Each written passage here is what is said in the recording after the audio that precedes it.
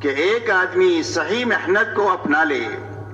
اور صحیح فکر اپنا لے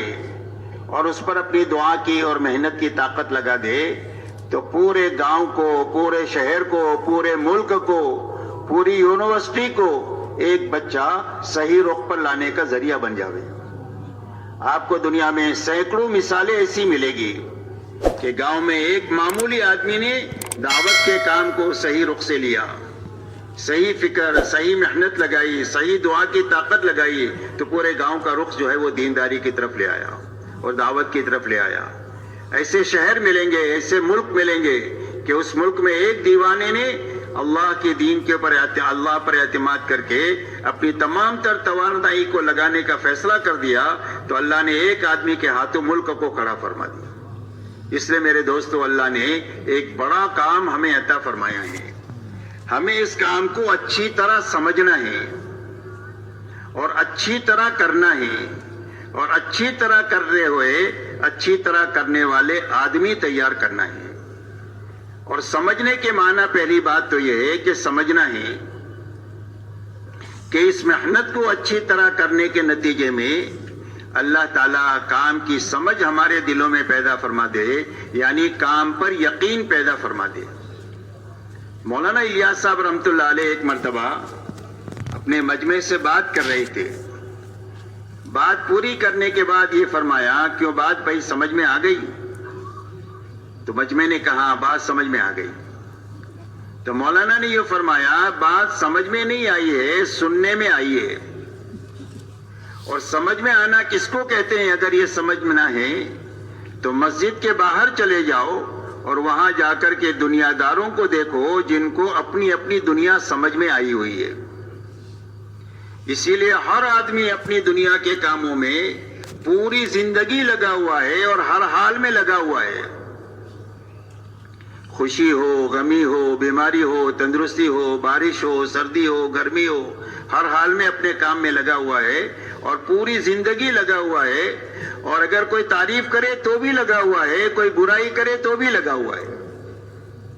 اس لیے کہ ہر ایک کو وہ کام سمجھ میں آ گیا ہے، اپنا اپنا کام۔ اور سمجھ میں آنے کی بنیاد یہ ہے کہ ہر آدمی کا یقین یہ دل میں بنا ہوا ہے کہ میری زندگی میں جو ضرورتیں بھی پیش آئے گی، سوئی سے لے کر بچوں کی شادی تک، مکان خریدنے تک، گاڑی لینے تک، جو بھی ضرورتیں پیش آئے گی وہ ساری ضرورتوں کا انتظام میرے اس مشغلے سے ہوگا۔ یہ یقین اس کی استقامت کا ذریعہ ہے۔ اسی طرح میرے دوستو، اس محنت میں اچھی طرح لگنے کے نتیجے میں اور اچھی طرح کرنے کے نتیجے میں کام کرنے والے کا یقین یہ بنے کہ میری زندگی کے ہر چھوٹے بڑے مسائل اور میری دنیا اور آخرت کے ہر چھوٹے بڑے انفرادی اجتماعی مسائل اللہ اس محنت کے ذریعے سے حل فرما دیں گے۔ سیرت کی روشنی میں یہ بات ہم کو سمجھ میں آ جائے، اس لیے کہ یہ بات سمجھ میں اور یقین کے درجے میں بات آئے گی تو ہی زندگی بھر اس کام کو کرنا آسان ہوگا، ورنہ پکڑنا چھوڑنا ہوگا، کیا چھوڑ دیا، کیا چھوڑ دیا، کیا چھوڑ دیا۔ اس طرح پکڑنے چھوڑنے سے کام نہیں ہوتا ہے، بلکہ کام میں مستقل طور پر لگے رہنے کے نتیجے میں اور آگے بڑھتے رہنے کے نتیجے ہی سے کام ہوتا ہے۔ اسی لیے آپ کی محنت میں جو آئے صحابہ وہ کام میں لگے رہے اور اپنے آپ کو تقاضوں پر چلاتے رہے، یہاں تک کہ 23 سالہ دور نبوت میں ایک ایسا مجمع تیار ہو گیا کہ جس مجمع کو دیکھ کر اسلام کو سمجھا جا سکتا ہے اور اسلام کو اپنایا جا سکتا ہے۔ یہ حضور صلی اللہ علیہ وسلم نے فرمایا کہ میرے سارے صحابہ ستاروں کے مانند ہیں، جن کے پیچھے بھی تم چلو گے وہ تم کو اللہ تک اور جنت تک پہنچا دیں گے۔ تو اتنا بڑا کام ہوا وہ لگے رہنے کی وجہ سے ہوا۔ اس لیے میرے دوستو، پورا مجمع یہ طے کریں کہ اس کام کو اچھی طرح سمجھنا ہے، کہ بھئی سمجھنا ہے اور اچھی طرح اس کو کرنا ہے، اور اچھی طرح کرتے ہوئے اچھی طرح کرنے والے آدمی تیار کر کے دنیا سے جانا ہے، تاکہ جیے تو اطمینان سے جیے اور مرے تو اطمینان سے مرے۔ ایک باپ اپنی اولاد کو اپنی زندگی میں کاروبار سنبھالتا ہوا دیکھ لیتا ہے، فیکٹری سنبھالتا ہوا دیکھ لیتا ہے تو اطمینان سے جی بھی لیتا ہے، اطمینان سے مر بھی جاتا ہے کہ کوئی بات نہیں، میرے جینے مرنے سے میرے کاروبار کو کوئی فرق نہیں پڑے گا، میرے بچوں نے سنبھال لیا ہے۔ اسی طرح ہماری ہر مسجد میں، ہمارے ہر محلے میں، ہمارے ہر گاؤں میں اور ہمارے ہر شہر میں اور ہمارے دنیا کے ہر ملک میں ایک معتد بھی مجمع دعوت اور تبلیغ کا ایسا ہونا چاہیے جو کام کو اچھی طرح سمجھا ہوا ہو، اچھی طرح کرنے والا ہو، اور ایسا اچھی طرح کرنے والا ہو کہ اس کے ہاتھوں نیا نیا مجمع کام میں آتا چلا جائے تاکہ ہم جیے تو اطمینان سے جیے اور مرے تو اطمینان کے ساتھ مرے کہ ہمارے جینے مرنے سے کوئی فرق نہیں پڑے گا، کام کے سنبھالنے والے گاؤں سے لے کر عالم میں کھڑے ہو گئے۔ کیوں بھائی اس طرح کریں گے انشاءاللہ؟ اللہ ہمارے سب کے لیے آسان فرمائیے۔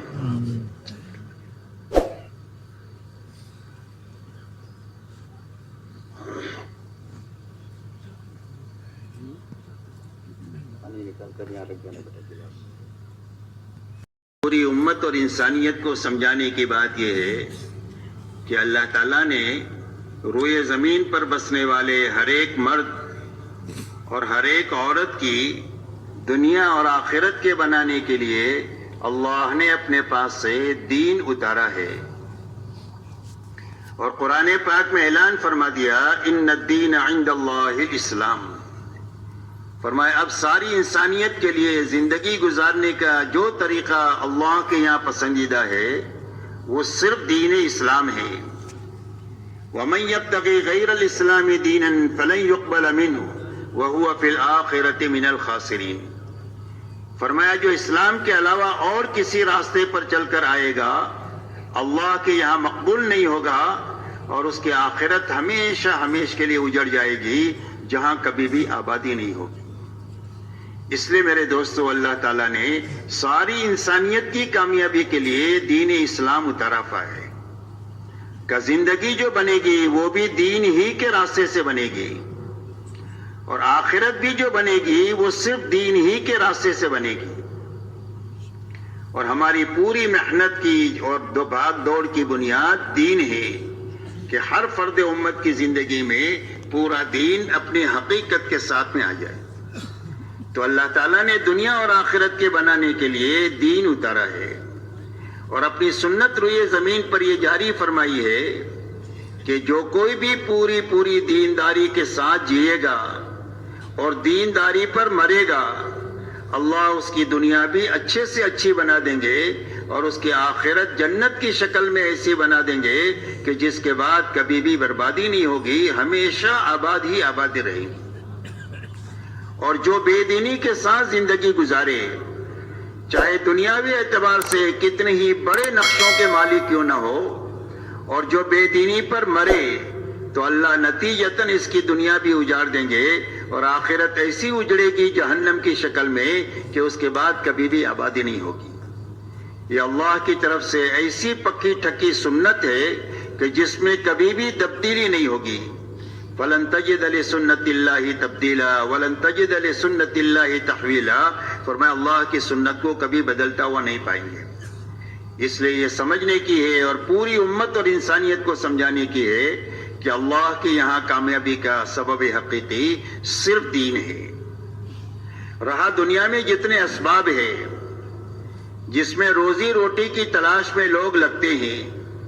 تجارت ہے، کھیتی ہے، ملازمت ہے، مزدوری ہے، ڈاکٹری ہے، انجینئرنگ ہے، سائنس ہے، حکومت ہے، یہ جتنے اسباب ہیں ایسا ہی دنیا میں جتنے اچھے برے حالات انسانوں پر آتے ہیں انفرادی اجتماعی طور پر، کبھی خوشی ہے، کبھی غمی ہے، کبھی بیماری ہے، کبھی تندرستی ہے، کبھی راحت ہے، کبھی تکلیف ہے، کبھی مالداری ہے، کبھی غریبی ہے۔ غرض یہ کہ یہ جتنے حالات اور اسباب ہے اس کا تعلق نہ تو کامیابی کے ساتھ ہے اور نہ تو ناکامی کے ساتھ ہے۔ کوئی سبب کامیابی کے لیے نہیں ہے اور کوئی سبب ناکامی کے لیے نہیں ہے، کوئی بھی حال کامیابی کے لیے نہیں ہے اور کوئی حال ناکامی کے لیے نہیں ہے، بلکہ یہ جتنے اسباب اور حالات ہیں یہ صرف امتحان کے لیے ہے اور دنیاوی زندگی کے گزارے کے لیے ہے۔ اللہ تعالیٰ ہر ایک انسان کو چھوٹے بڑے سبب میں اپنے علم اور حکمت کے ساتھ رکھ کر یہ آزمانا چاہتے ہیں کہ اس سبب میں رہ کر یہ حکم کا پابند ہوتا ہے اور یہ طریقے کا پابند ہوتا ہے یا اپنے خواہش کے تابع ہو کر زندگی گزارتا ہے۔ جو حال بھی اللہ کی طرف سے آیا ہے اس حال میں یہ حکم پورا کرتا ہے یا اپنی خواہش پر چلتا ہے، اس امتحان کے لیے اللہ نے اسباب اور حالات کو پیدا کیا۔ ان اسباب اور حالات میں کامیابی اللہ کے دینے سے آئے گی اور اس میں ناکامی بھی اللہ ہی کے دینے سے آئے گی۔ کامیابی کے آنے کا راستہ ان اسباب میں اور حالات میں حکم کو پورا کرنا ہے اور نبی کے طریقے پر چلنا ہے، اور ناکامی کا راستہ خواہش پر چلنا ہے، منمانی پر چلنا ہے، اور دنیا میں جینے کے دو ہی راستے ہیں، تیسرا کوئی راستہ نہیں ہے۔ ایک راستہ حکموں والا راستہ ہے جو نبی لے کر دنیا میں تشریف لاتے ہیں، اور ایک راستہ خواہشات والا ہے، منمانی والا راستہ ہے۔ یہ فرعون کا، شداد کا، حامان کا، ابی بن خلف کا راستہ ہے۔ یہ راستہ جہنم کا راستہ ہے۔ حکموں والا راستہ، طریقے والا راستہ، یہ کامیابی والا راستہ ہے اور یہ جنت والا راستہ ہے۔ اور اس بات کو اچھی طرح ساری انسانیت کو قیامت تک کے لیے سمجھانے کے لیے اللہ تعالیٰ نے قوموں کے اور افراد کے واقعات کو بیان فرمایا ہے کہ اللہ تعالیٰ نے حکومت دیا حضرت سلیمان علیہ السلام کو اور داؤد علیہ السلام کو، اور یہ دونوں اپنے حکومت میں رہ کر کامیاب ہو گئے دین کی بنیاد پر، اور اللہ ہی نے حکومت دیا فرعون اور نمرود کو، اور یہ فرعون اور نمرود حکومت میں رہ کر بے دینی کے راستے سے ناکام ہو گئے، اللہ نے ان کو اجاڑ دیا۔ مال حضرت عبد الرحمن ابن عوف کو اللہ نے عطا فرمایا، اور اتنا مال عطا فرمایا کہ جب ان کا انتقال ہوا ہے تو ان کی وراثت میں تقسیم ہونے کے لیے سونے کی اتنی اینٹیں تھی کہ اس کو وارثوں میں تقسیم کرنے کے لیے کاٹ کر کے وارثوں میں تقسیم کیا گیا تو کاٹنے والوں کے ہاتھوں میں چھالے پڑ گئے۔ اتنا مال دے کر اللہ نے ان کو مالداری میں چمکا دیا، اور ان 10 صحابہ میں سے وہ ہے جن کو اللہ کے نبی صلی اللہ علیہ وسلم نے دنیا ہی میں جنت کی بشارت عطا فرمائی۔ دوسری طرف اللہ نے قارون کو مال دیا، اور اس قارون نے مال میں بے دینی کا راستہ اپنایا، تو اللہ تعالیٰ نے اس کو مال کے نقشے میں رہ کر زمین میں دھسا دیا، اور یہ قیامت تک زمین میں دھستا ہی چلا جائے گا۔ تجارت مہاجرین کے پاس تھی، اللہ تعالیٰ نے مہاجرین کو تجارت میں چمکا دیا، اور تجارت قوم شعیب کے پاس تھی، اللہ تعالیٰ نے قوم شعیب کو تجارت میں رکھ کر اجاڑ دیا۔ باغات انصار مدینہ کے پاس میں تھے رضی اللہ عنہم کے پاس،